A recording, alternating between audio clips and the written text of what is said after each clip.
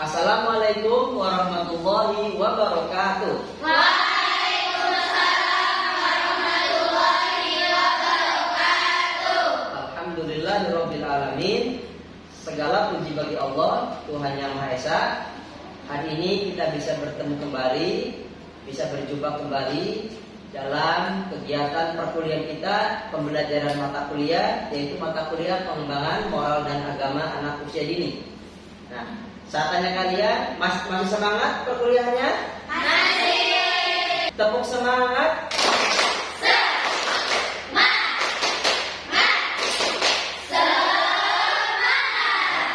Berarti masih semangat, walaupun sudah sore, tapi tetap semangat luar biasa. Mudah-mudahan semangat itu terus menginspirasi kalian agar menjadi orang yang memiliki motivasi yang kuat, mencapai masa depan yang gemilang. Amin. Apa kabar kalian hari ini? Alhamdulillah, luar biasa. Allahu Akbar. Oke, Piaud. Bahagia, ceria, mulia. Oke, terima kasih. Tepuk tangan buat kalian semua. Hari ini Bapak ingin menanyakan kalian tentang kehadiran. Siapa yang nggak masuk hari ini, yang tidak masuk? Hadir semua? Ada yang berangkat. Satu. Siapa yang nggak berangkat? Siapa namanya? Oke. Satu orang izin ya. Yang hadir. Ya, mudah-mudahan teman kita yang tidak hadir minggu depan bisa hadir kembali dengan kita semua di tengah-tengah dalam mengikuti perkuliahan ini ya. Baik. Sebelum memulai perkuliahan kita, mari kita awali perkuliahan ini dengan sama-sama membaca basmalah. Bismillahirrahmanirrahim. Di pertemuan kita akan membahas tentang pendekatan pengembangan moral dan agama anak usia dini. Ya. Kita tahu bersama bahwa anak usia dini adalah sosok manusia yang unik, sosok manusia yang memiliki potensi luar biasa, sosok manusia yang memiliki beragam potensi kecerdasan. Bahwa anak usia dini adalah anak yang penuh dengan potensi kecerdasan, bakat, minat, dan kemampuannya. Akan tetapi jangan lupa bahwa anak usia dini juga ada dan harus memiliki perkembangan moral. Kenapa harus memiliki perkembangan moral? Karena setiap anak tidak hanya pandai secara akademis saja. Anak tidak cukup hanya pintar di bidang matematika saja, tetapi anak juga harus memiliki kemampuan, memiliki perkembangan moral yang cukup baik, memiliki perkembangan moral yang cukup optimal. Karena perkembangan moral yang baik akan menunjang masa depan anak di masa-masa yang akan datang. Bapak ingin bertanya pada kalian tentang moral dan agama anak usia dini. Ini sesuatu yang tidak asing bagi kalian. Bicara moral, bicara agama, ini bukan barang baru. Sudah banyak dibicarakan. Cuma Bapak ingin menggali dari kalian, ingin menanyakan sejauh mana pemahaman kalian tentang konsep-konsep moral itu apa, konsep definisi moral seperti apa, dan bagaimana moral nanti akan diimplementasikan pada anak usia dini. Bagaimana hal-hal yang kita lakukan untuk dapat menanamkan nilai-nilai moral pada anak usia dini. Bapak bertanya pada kalian ya, sudah siap semua? Siap. Sudah siap semua? Siap. Oke, Bapak bertanya, coba angkat tangan, gak usah berebut, angkat tangan saja. Siapa yang mendefinisikan, menjawab pertanyaan? Siapa tahu apa moral tersebut? Angkat tangan. Ya, namanya siapa?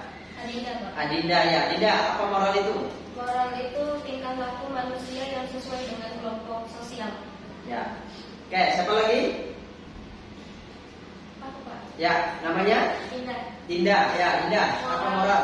Moral itu yang berkaitan dengan akhlak dan budi pekerti. Budi pekerti. Oke, apa lagi? Saya, Ya, namanya? Naya. Naya. Ya. Moral atau ajaran tentang perilaku hidup yang berdasarkan pandangan Oke. Ada lagi yang lain teman-teman yang lainnya? Ya, namanya? Pipit. Vivit. Apa Vivit? Moral itu? Moral adalah ajaran tingkah laku hidup yang baik berdasarkan pandangan hidup atau agama tertentu. Teman-teman. Oke, baik, good ya. Baik, pada prinsipnya bahwa moral itu sebetulnya sering diartikan dengan istilah akhlak, sering diartikan dengan istilah karakter. Ya, moral. Maka moral itu ada standar bakunya. Maka ada dua kemungkinan kalau berdasarkan moral tersebut, yaitu moral antara baik atau buruk. Jadi kalau orang memiliki moral yang baik, maka dikatakan dia memiliki baik sikapnya. Tapi ketika seseorang kemudian tidak bermoral, maka dianggap sikapnya atau perilakunya tidak baik atau buruk. Nah, untuk konteks anak-anak, baik buruk itu kan bersifat relatif. Ya, baik buruk bersifat relatif. Kenapa saya katakan relatif? Karena tergantung siapa yang akan menilai. Ya, maka untuk anak usia dini, moral itu harus didekati, harus dipahami lebih jelas. Nah, bagaimana anak-anak itu dapat berkembang moralnya, dapat sejalan perkembangan moralnya dengan baik. Ya.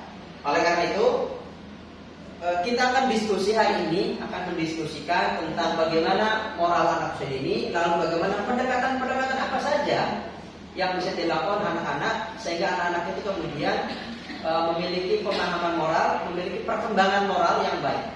Nah, kalau anak usia dini sudah memiliki perkembangan moral yang baik, maka bisa diharapkan ketika dewasa dia menjadi orang-orang yang baik.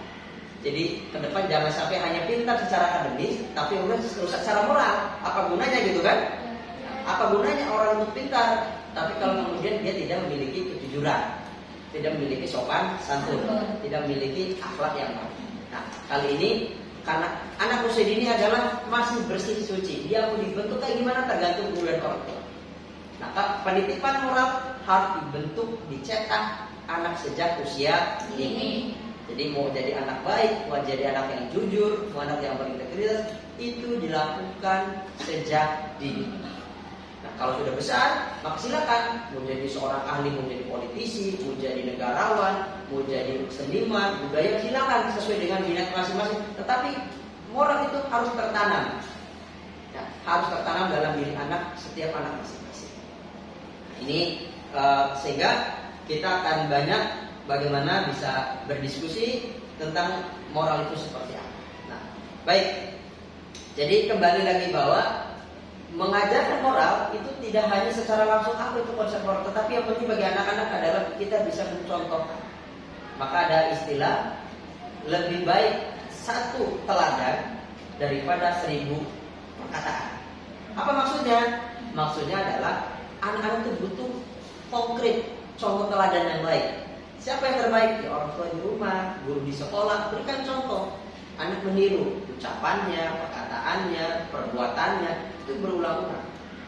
Maka orang tua atau guru hati-hati dalam berbicara, hati-hati dalam bertindak, berkata, karena akan ditiru oleh anak-anak. Apalagi anak-anak usia dini yang dia sangat cepat mengikuti. Jangan sampai kemudian orang tua salah bicara, lalu diikuti oleh anaknya. Nah ini persoalan. Jadi maka kita harus sama-sama menstimulasi, harus sama-sama memberikan satu sikap agar anak-anak usia dini ini memiliki perkembangan moral yang cukup baik. Nah, lalu apa saja pendekatannya? Nah, pendekatan pengembangan moral itu ada 4. Ada 4 pendekatan moral itu. Pendekatan dalam mengembangkan moral itu. Yang pertama adalah pendekatan psikoanalisis. Nah, pendekatan psikoanalisis adalah pendekatan di mana seorang berdasarkan aspek kejiwaannya, aspek psikologisnya. Ini namanya aspek atau pendekatan psikoanalisisnya. Kira-kira begitu ya. Yang kedua adalah pendekatan behaviorisme. Pendekatan behaviorisme adalah bagaimana pendekatan berdasarkan perilaku. Nah, itu namanya behaviorisme, perilaku. Perilaku seseorang dalam belajar. Nah, belajar anak usia dini adalah dengan cara bermain. Ketika anak-anak bermain, maka sejatinya dia sedang belajar. Ketika anak-anak itu sedang asik bermain dengan teman-teman, itu sedang belajar. Dan namanya pendekatan behaviorism. Nah, di situ kelihatan mana yang baik, mana yang buruk. Jadi kalau ada anak-anak yang suka iseng dari teman-temannya, suka ambil barang milik tanpa izin, berarti sudah kelihatan moralnya sudah ketahuan ini cikal-cikal cikal atau bibit yang akan tidak baik.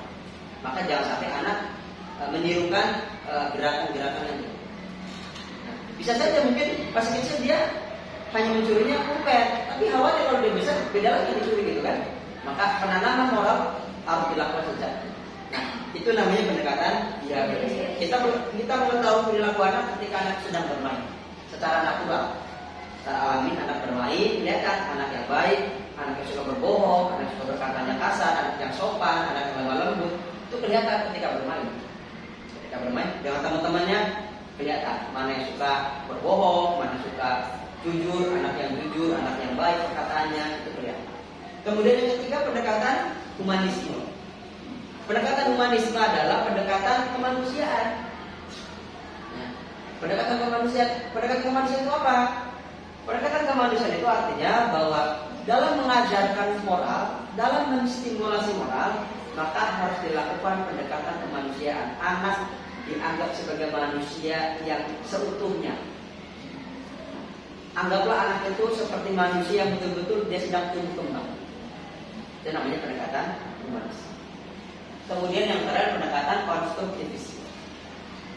Pendekatan konstruktivisme itu adalah pendekatan seseorang dalam hal belajar. Jadi dalam stimulasi itu ada upaya yang diajarkan. Misalkan contoh, ketika kita mengajarkan moral bagi anak, itu perlu digabungkan. Jadi kalau anak yang punya basicnya dia itu jujur dari rumah, tidak cukup hanya udah jujur dari rumah saja. Dengan temannya tiba-tiba jadi nggak jujur. Karena temannya ikut-ikutan curi, dia ikut-ikutan. Nah, kemudian bagaimana caranya? Harus dikonstruksi. Artinya apa? Sudah tertanam jujur dari rumah, ditambah oleh pengetahuan di sekolah tentang kejujuran. Itulah yang disebut dengan pendekatan konstruktivisme. Pendekatan yang membangun. Ya, jadi anak jujur, anak bisa jadi pintar, anak berkarakter, anak berkesopan santun, itu harus dicetak, dibentuk tidak hanya melalui secara natural dari rumah, tetapi ada pola belajar, kegiatan belajar yang mengarah anak menjadi terbiasa untuk jujur, bukan dibuat-buat, tetapi betul-betul yang sudah terbiasa dalam kehidupan sehari-hari. Nah, lalu untuk menanamkan moral tadi ada pendekatan dan metode yang penting. Nah, pendekatan apa saja supaya kita bisa menanamkan kepada anak-anak itu? Supaya kita bisa menanamkan anak itu seperti apa. Nah, yang pertama adalah metode bercerita. Metode bercerita. Metode bercerita apa sih? Metode bercerita adalah metode di mana baik guru, orang tua itu dengan cara mendongeng menceritakan. Bisa berupa kisah-kisah para pahlawan, kisah-kisah nabi, kisah-kisah rasul, menceritakan hal yang baik. Kemudian apa pesan moralnya? Ya, kejujurannya, tanggung jawabnya, kedisiplinannya atau apa? Itu namanya metode bercerita. Cukup? Baik, kalau cukup berarti kita hari ini sudah paham semua pertemuan kita? Baik, kalau sudah paham, kita akan tutup. Sebelum tutup, Bapak berikan tugas buat pekan depan. Tugasnya adalah kalian melakukan meresum, mencatat dari sumber-sumber yang relevan, boleh dari jurnal, boleh dari sumber-sumber yang lain, tentang bagaimana capaian ataupun cara-cara menstimulasi perkembangan moral pada anak usia ini seperti apa. Ya, itu tugas buat minggu depan. Mudah-mudahan boleh kalian berkelompok, boleh kalian individu. Yang penting kalian bisa membuktikan inilah cara-cara yang bisa digunakan dalam rangka menstimulasi perkembangan. Baik, kalau tidak ada pertanyaan, kita cukupkan pertemuan kita pada hari ini ya. Kita cukupkan dengan mari kita tutup pertemuan kita pada hari ini dengan sama-sama membacakan hamdalah. Terima kasih atas segala perhatiannya. Mohon maaf atas segala kekurangannya. Sampai jumpa pekan depan. Dan kita semua dalam keadaan sehat walafiat. Dan kita semua dalam keadaan dilindungi oleh Allah Subhanahu wa taala. Amin. Wassalamualaikum warahmatullahi